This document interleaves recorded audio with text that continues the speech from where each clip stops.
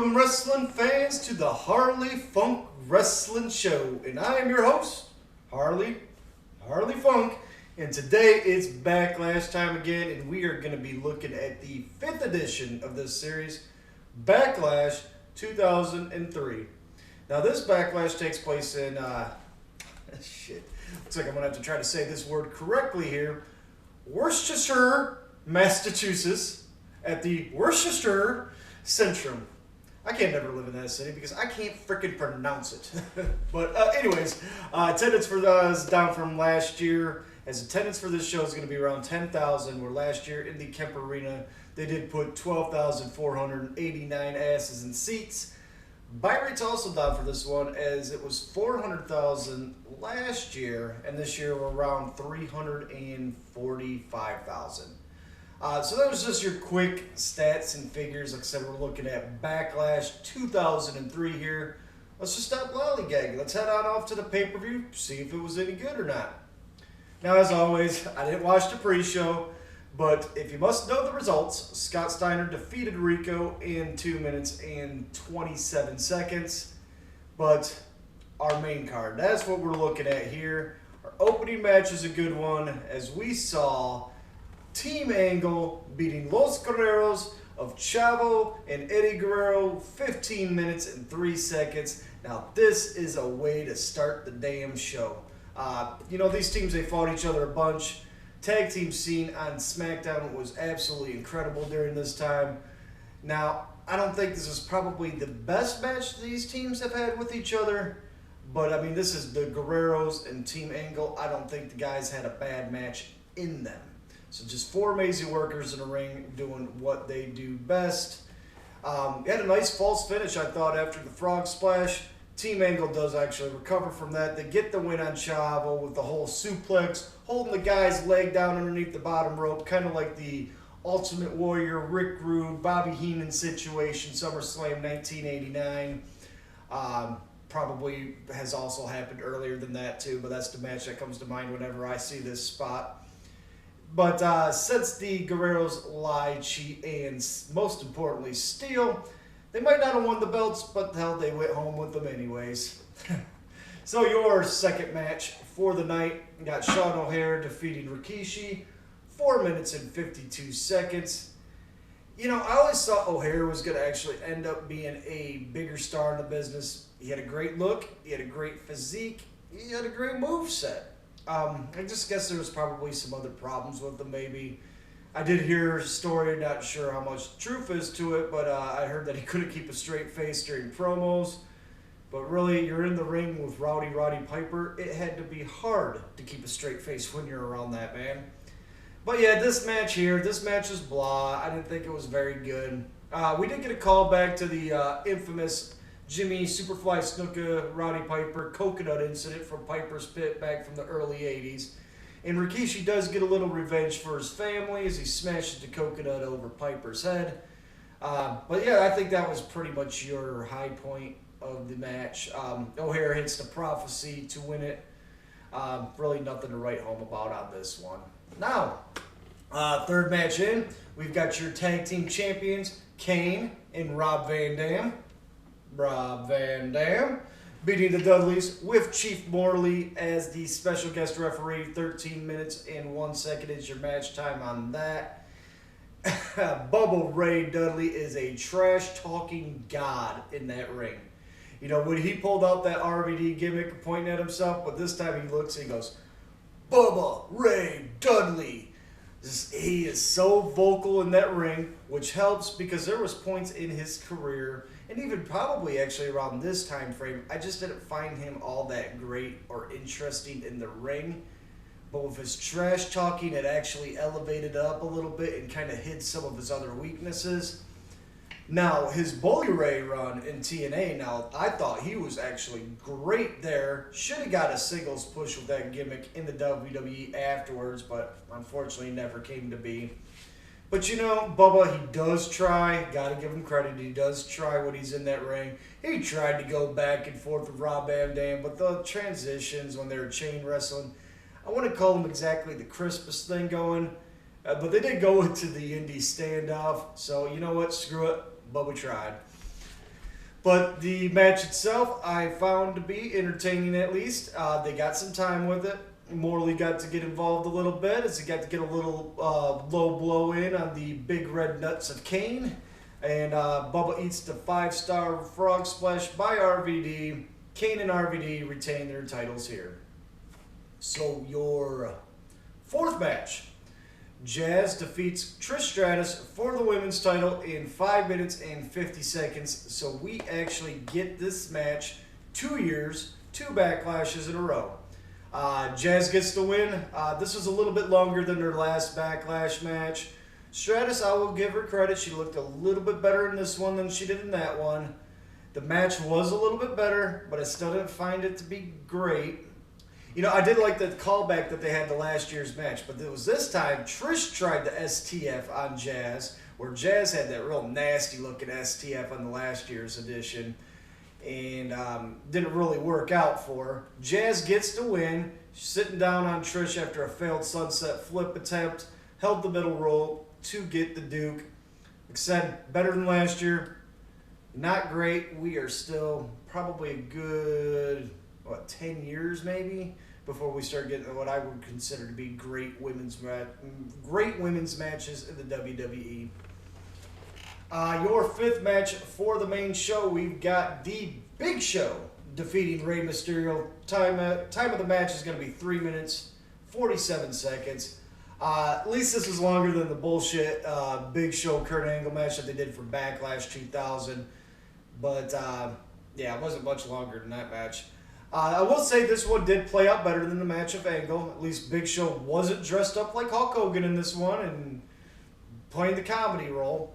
In fact, actually, he's kind of menacing in this role. The match itself really didn't have enough time to be good. Mysterio did get a couple 619s as his hope spots, but Big Show hits the choke slam to get the win. After the match, Mysterio's about to take the stretcher job. They got him on the backboard, but Big Show picks him up like a baseball bat and swings him into the ring post with it. I did like that. Like I said, Big Show, around this time, very menacing man. God, dude, they have spent like 4 segments on this Tori Wilson, Stacy Keibler, and Test bullshit. Straight up, it's crap, it sucks, it's not interesting, and it aged like shit. Really, 4 segments was not needed for this. Your 6th match, WWE Champion Brock Lesnar. He defeats John Cena 15 minutes and 14 seconds. You know, it's weird going back to this match in 2003. You're seeing Cena playing the heel role against face Brock Lesnar. Now, I'm going to say Cena worked his ass off in this tournament to even get to this match. He had to defeat Eddie Guerrero in the opening round. The Undertaker was in the second. And then in the finals there, he had to defeat the Canadian crippler, Chris Benoit. Really, you can tell at this point they are just about to strap the rocket to him. And the match is good. I mean, we got some juice out of Brock's head, adding a little bit more flavor to the match. But real good effort by both guys. I enjoyed the match. Cena's well on his way to becoming Big Match Cena, so this is good. It put both men over, and it got a good 15 minutes to work with and to tell its story. Lesnar was just so damn good at this point. It's unreal. He hits the F5 on Cena to get the win. Good match. I like this one. This one is worth going back and check it out. Your 7th match. It's going to be Triple H, Ric Flair, and Chris Jericho defeating Booker T, Shawn Michaels, Big Daddy Cool, Kevin Nash. Time of the match is going to be 17 minutes and 51 seconds. And yeah, this one just could have main evented Raw and it would have been fine. They could have easily ran with a rematch with Booker T and Triple H if they wanted to. But you know what? Chris Jericho might not have wanted to get left off of 2 backlashes in a row. You know, whenever Jericho or Booker or Michaels were in the ring, it was all right. But when you got Nash in there, ooh, wee bit sloppy. Kevin Nash, very sluggish to me in 2003. Maybe he needed a little bit more diesel power. Triple H hits Big Daddy Cool with the sledgehammer to get the win for his team. Not a terrible match, not a great match. Triple H, you know, first 3 backlashes, just wasn't really impressed with the matches. I thought the match with Hogan from last year was good, kind of broke that streak, but now we're back into what I consider to be the not so great Triple H backlash matches. I mean, it's, like I said, it's not a terrible match. It's just not a great match, and it really just didn't need to be on the pay-per-view. They could have maybe split it up into a couple other matches and maybe dropped off some of that Torrie Wilson, Stacy Keibler crap we talked about earlier. But hey, it's time. It is time for the big-time main event, and I'm telling you, this one's got a big match feel to that, and that match saw Goldberg beating The Rock 14 minutes and 3 seconds, and I'm telling you, The Rock's promo before this match, good God, he's like, The Rock says this, The Rock says this, The Rock says this. Seriously, take a shot every time he says that phrase, The Rock says this, and then try to stand up. No. Don't do that. I don't want to be responsible for anybody getting alcohol poisoning. But in that promo, he did call Goldberg a bald-headed bitch. I love Hollywood Rock. So anyways, he rolled that cockiness of Hollywood Rock all into this match. His facial expressions, everything. He was just so on point for this match, brought the personality to kind of make up for what I always thought Goldberg had a lack of personality. This is just a nice contrast to characters here. I mean, when The Rock rolled up in the ring and just straight up slapped Goldberg right across the face and thought he was going to get away with it, and then Goldberg just stomped the hell out of his Rudy Poo candy ass, I mean, that's good shit, pal. So another spot I enjoyed in the match was when The Rock was getting cocky again. He was cocky throughout this whole thing. But he's setting up that rock bottom, and Goldberg just goes and hits a desperation spear to block the attempt. I thought that was a great spot. So you know what? This was a great match. I enjoyed this one a lot. I think everybody should go back and take a look at this one if you haven't seen it, or if you haven't seen it in a while. But yeah, Goldberg Rock, great main event to the show. So yeah, Backlash 2003. It had its duds and it had its points where they were just pushing the Torrie Wilson, Stacy Keibler mess a little too much. But there really was some standout matches here. You know, I'm not really a Meltzer guy, I guess I would say, but I did see when I was doing a little bit of research into the show that he named this one as being the worst major wrestling show of 2003. And unless all the shows in 2003 were fantastic, I really don't think this is a very fair assessment of that show. In fact, actually, there's a lot about this show I like, so I recommend it, for sure. But hey, it's that time of the video where we go and we do our rankings. Now, guys, rankings on this isn't always based off of how technically awesome the match was or anything like that. Sometimes the rankings are based just simply off of my enjoyment of the match. Sometimes you want to watch The Godfather. Sometimes you want to watch Beer Fest. So a comedy match could very well always take a higher spot on one of my rankings. You just never know. It just really comes down to my enjoyment of the match. So anyways, here we go. We'll go with the rankings. 8th place, our last place. You've got Rikishi versus Sean O'Haire. 7th spot's belonging to Trish Stratus and Jazz, where they took the last spot last year. They moved up a point this year. Good for them. 6th place, Rey Mysterio and The Big Show. Your 5th match is going to be Rob Van Dam, and Kane versus the Dudley Boys. 4th spot, Booker T, Shawn Michaels, Kevin Nash, Diesel Power versus Triple H, Ric Flair, and Chris Jericho. 3rd spot on this show, I'll give it to Brock Lesnar and John Cena. 2nd spot, Los Guerreros and Team Angle. Great opening tag.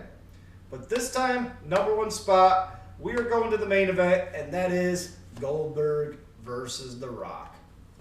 So yeah, check this show out. Seriously, I thought this was a really good show. Minus some duds and some crap backstage and stuff. Well, I'm hoping to have some content covering some of the current product here, hopefully even this week, to see how everything works out.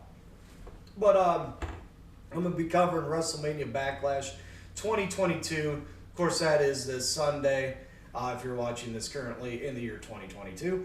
Hopefully, we're going to have some predictions for that prior to the show. I'm thinking about doing a little bit of game with predictions for those that watch the video. You'll be able to play along, and we'll kind of see how we match up against each other. So yeah, if you want to keep up with the content, please do hit that subscribe button. I'm going to have some content coming out. Like I said, hopefully this week we'll be doing some current things. And if you liked the video, give me a thumbs up. I'd greatly appreciate it. So until then, thanks everybody for stopping by. I'm going to see y'all in the next video.